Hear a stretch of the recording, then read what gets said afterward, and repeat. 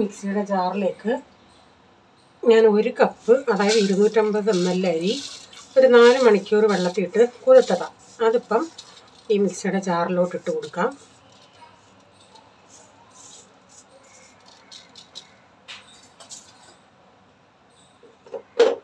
ഇതിലേക്ക് നിങ്ങളുടെ മധുരത്തിന് ആവശ്യമായ ശർക്കര എടുക്കാം. ഞാനിപ്പോൾ ഒരു 100 ഒരു ഇച്ചിരിയും കൂടെ അതൊന്ന് ഉരുക്കിയെടുത്തതാണ് കേട്ടോ. ആദ്യം കുറച്ചൊഴിച്ചൊന്ന് അരയ്ക്കാം. ഇതിലേക്ക് തന്നെ ഞാൻ ഒരു 3 ഏലക്ക,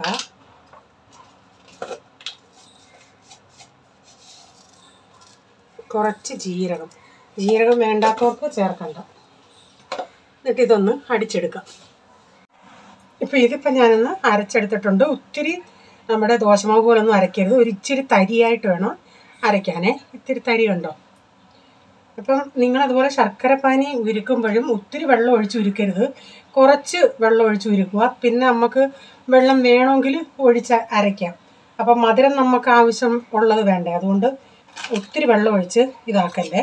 ഇതിലേക്ക് ഞാനൊരു 1, 2, ഒരു 2.5 ടേബിൾ സ്പൂൺ ഗോതമ്പ് പൊടി ഒന്നുകൂടെ ഒന്ന് പൾസ് ചെയ്തെടുക്കട്ടെ. ഇതിപ്പം ഇച്ചിരി കട്ടിയായിട്ടിരിക്കുക. ബാക്കി ശർക്കര വെള്ളം കൂടെ ഞാനങ്ങ് ഒഴിക്കട്ടെ.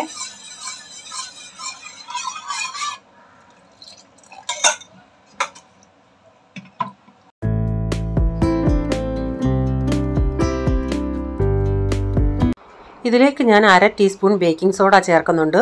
ബേക്കിംഗ് സോഡ കൂടരുത്, ഒത്തിരി സോഫ്റ്റ് ആവട്ടെ എന്ന് പറഞ്ഞ് ബേക്കിംഗ് സോഡ കൂട്ടിയാൽ നമ്മുടെ നെയ്യപ്പം ഒഴിക്കുമ്പോൾ അത് പൊട്ടിപ്പോവും. അതുപോലെ ഞാനത് ഒരു ഇച്ചിരി നമ്മുടെ ശർക്കരപ്പാനി ഇച്ചിരി ഉണ്ടായിരുന്നു, അതിൻ്റെ അകത്തൊന്ന് കലക്കിയിട്ടാണ് ചേർക്കുന്നത്, അങ്ങനെ കട്ട കെട്ടാതെ.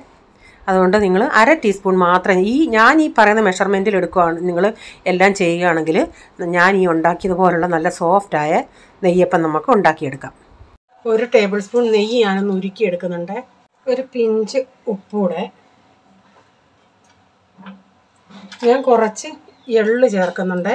താല്പര്യമുള്ളവർ ചേർക്കുക, ഇല്ലെങ്കിൽ ചേർക്കണ്ട.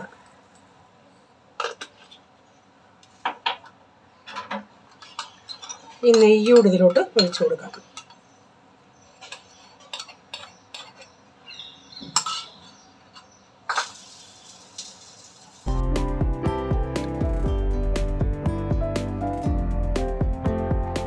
ഇതൊരു 10 മിനിറ്റത്തേക്കിന് മാറ്റി വയ്ക്കാം. ഇപ്പം നമ്മൾ സാധാരണ നെയ്യപ്പം ഉണ്ടാക്കുന്നവർ ഒരു 7-8 മണിക്കൂറൊക്കെ ഇത് അരച്ച് വെക്കും. അന്നേരമാണ് അതൊരു പുളിച്ച് അതിൻ്റേതായ ഒരു രുചി വരുന്നത്. ഇത് പെട്ടെന്ന് ഉണ്ടാക്കാവുന്ന ഒരു ഈസി മെത്തേഡ് നമ്മൾ ചെയ്യുക. സാധാരണ ഇതിൽ തേങ്ങ കൊത്താണ്, ചെറിയതായിട്ട് അരിഞ്ഞിട്ട് തേങ്ങ കൊത്ത ചേർക്കുന്നത്. ഞാനിപ്പം കുറച്ച് ഇങ്ങനെയുള്ള തേങ്ങയാണ് ചേർത്ത് കേട്ടോ.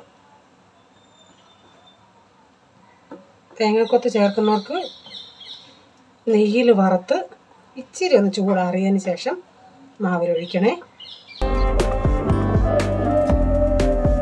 10 മിനിറ്റ് കഴിഞ്ഞു. എണ്ണ ഇപ്പം നന്നായി ചൂടായി. ഇത് ഒഴിക്കുന്നുണ്ടെങ്കിൽ ഒരു സ്വല്പം തീ ഒന്ന് കുറച്ചേരെ.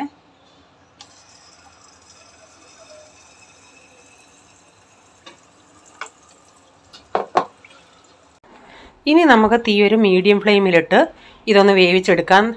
തീ കൂടിയാൽ പുറം നന്നായിട്ട് കരിയും, അകം വേവത്തില്ല. അപ്പോൾ ഇത്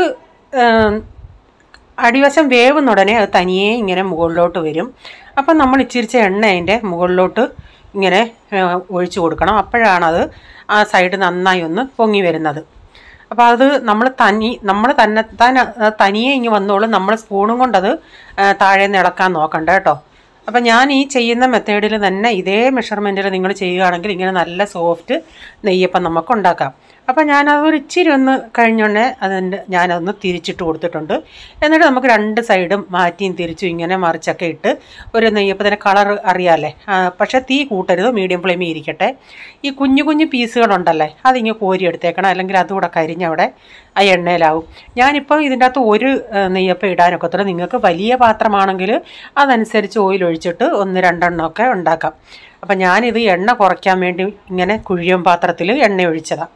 അപ്പോൾ ഞാനിങ്ങനെ തിരിച്ചും മറിച്ചുമൊക്കെ ഇതൊന്ന് ഇങ്ങനെ മുകളിൽ എണ്ണയൊക്കെ ഇങ്ങനെ ഇറ്റിച്ച് കൊടുത്തിട്ട് അതൊന്ന് വേവിച്ചെടുക്കട്ടെ, ഒന്ന് കളറാവട്ടെ. ഇപ്പോൾ ഇത് നന്നായി കളറായിട്ടുണ്ട്. ഞാനിതിനി ഇതങ്ങ് കോരിയെടുക്കുക കേട്ടോ. അപ്പോൾ ഇങ്ങനെ ഞാൻ ഓരോന്നും ഉണ്ടാക്കിയെടുക്കട്ടെ. അപ്പോൾ നിങ്ങൾ ശ്രദ്ധിക്കേണ്ടത് ഹൈ ഫ്ലെയിമിൽ വെക്കരുത്, മീഡിയം ഫ്ലെയിമിലിട്ട് വേണം ഓരോ സമയവും നമ്മൾ ഉണ്ടാക്കാനായിട്ട്. അപ്പം കുറേ സമയം എടുക്കുന്നത് കൊണ്ട് ഞാനിത് നോക്കിയതാ, ഒരെണ്ണം കൂടെ ഒഴിച്ച് നോക്കിയതാ.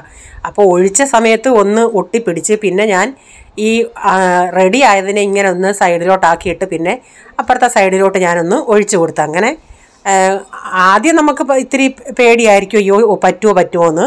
പിന്നെ നമുക്കതങ്ങ് പ്രാക്ടീസായി ഞാൻ 1-2 എണ്ണമൊക്കെ വെച്ച് ഒഴിച്ചുണ്ടാക്കാൻ തുടങ്ങി. അതുപോലെ ബാറ്റർ ഒരിക്കലും ലൂസും ആവരുതേ. അതുകൊണ്ട് ഈ പരുവം നിങ്ങൾ കണ്ടാൽ നമ്മുടെ ഒരു ദോശമാവിൻ്റെയൊക്കെ പരുവം ലൂസായാലും നമ്മൾ ഇത് ഒഴിക്കുന്ന ഉടനെ ഇങ്ങനെ പൊട്ടിപ്പോയി എണ്ണ കുടിക്കും, നമ്മുടെ നെയ്യപ്പം പൊട്ടിപ്പോവും. ഇപ്പം ഞാനെല്ലാം ഇങ്ങനെ ഒന്ന് ഉണ്ടാക്കിയെടുത്തിട്ടുണ്ട്. ലാസ്റ്റ് നെയ്യപ്പം ഇത്. അപ്പം നമുക്ക് വളരെ പെട്ടെന്ന് ചെയ്യാവുന്നതാണ്. ഞാനും ചിന്തിച്ചു ഭയങ്കര നമുക്ക് ഒത്തിരി സമയം എടുക്കും, ഇങ്ങനെ ഒത്തിരി ബുദ്ധിമുട്ടാണ്. പക്ഷെ ഒരു ബുദ്ധിമുട്ടും ഇല്ല. ഒരു 2 മണിക്കൂറേലും പച്ചരി ഒന്ന് കുതിരണം, ആ ഒരു സമയമുള്ളൂ. പിന്നെ അരയ്ക്കുക, 10 മിനിറ്റ് വെക്കുക, ഉണ്ടാക്കുക. അപ്പം ഞാൻ ഇത്രയും ഉണ്ടാക്കി. ഇപ്പം ഈ 1 കപ്പ് അരിക്കകത്ത് നമുക്ക് 1 കപ്പ് അരിയും 1 കപ്പ് എന്ന് പറഞ്ഞാൽ 1/4 കിലോ അരിയും 2.5 ടേബിൾ സ്പൂൺ ഗോതമ്പ് പൊടി, ഇതിൻ്റെ അകത്തൊരു 9-10 നെയ്യപ്പം ഉണ്ടാക്കാം. നെയ്യപ്പം എടുക്കുമ്പോൾ തന്നെ കണ്ടില്ല നല്ല സോഫ്റ്റാണ്. അതുപോലെ നിങ്ങൾ ചിന്തിക്കും ഒത്തിരി എണ്ണയും ഇത് കുടിക്കുമെന്ന്. എണ്ണയൊന്നും അങ്ങനെ കുടിച്ചിട്ടൊന്നുമില്ല. ഞാനൊന്ന് പൊട്ടിച്ചെടുക്കാൻ നോക്കിയതാണ്.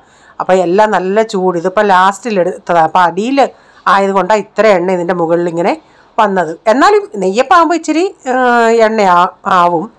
പക്ഷേ ഞാൻ ആ തേങ്ങ കൊത്തിട്ടതിന് ഞാൻ തേങ്ങ പീരയല്ല ചേർത്ത്, ഒരു 1.5 കൈപ്പിടിയോളം തേങ്ങ പീര ചേർത്ത്. തേങ്ങ കൊത്തിനേക്കായി എൻ്റെ അഭിപ്രായത്തിൽ എനിക്കിഷ്ടപ്പെട്ടത് തേങ്ങ പീര ചേർത്തതാണ്. അപ്പം നിങ്ങൾക്ക് താല്പര്യമുള്ളത് എന്തുവാണെന്ന് വെച്ചാൽ നിങ്ങൾ ചേർക്കാം. അപ്പം ഇതേ മെഷർമെൻറ്റിൽ നിങ്ങളൊന്ന് ചെയ്ത് നോക്കുക. എന്നിട്ട് നിങ്ങളുടെ അഭിപ്രായങ്ങൾ കമൻറ്റിൽ കൂടെ അറിയിക്കണേ. ഇഷ്ടപ്പെടുകയാണെങ്കിൽ നിങ്ങളുടെ ഫ്രണ്ട്സിനും റിലേറ്റീവിനൊക്കെ ഒന്ന് ഷെയർ ചെയ്യണേ. ലൈക്ക് ചെയ്യാനും മറക്കരുതേ. സബ്സ്ക്രൈബ് ചെയ്യാതെ ആരെങ്കിലും കാണുന്നുണ്ടെങ്കിൽ ഒന്ന് സബ്സ്ക്രൈബ് ചെയ്തിട്ടാൽ ബെല്ലൈക്ക് ബട്ടണോടെ പ്രസ് ചെയ്യുകയാണെങ്കിൽ ഓൾ എന്നൊരു ഓപ്ഷൻ വരും. അതോടെ പ്രസ് ചെയ്യുകയാണെങ്കിൽ ഞാനിടുന്ന വീഡിയോയുടെ നോട്ടിഫിക്കേഷൻ നിങ്ങൾക്ക് എന്നും വരുന്നതായിരിക്കും. ഇനി ഒരു പുതിയ വീഡിയോയുമായി വരും വരെ bye. God bless you all. Thank you. Take care. Bye. See U.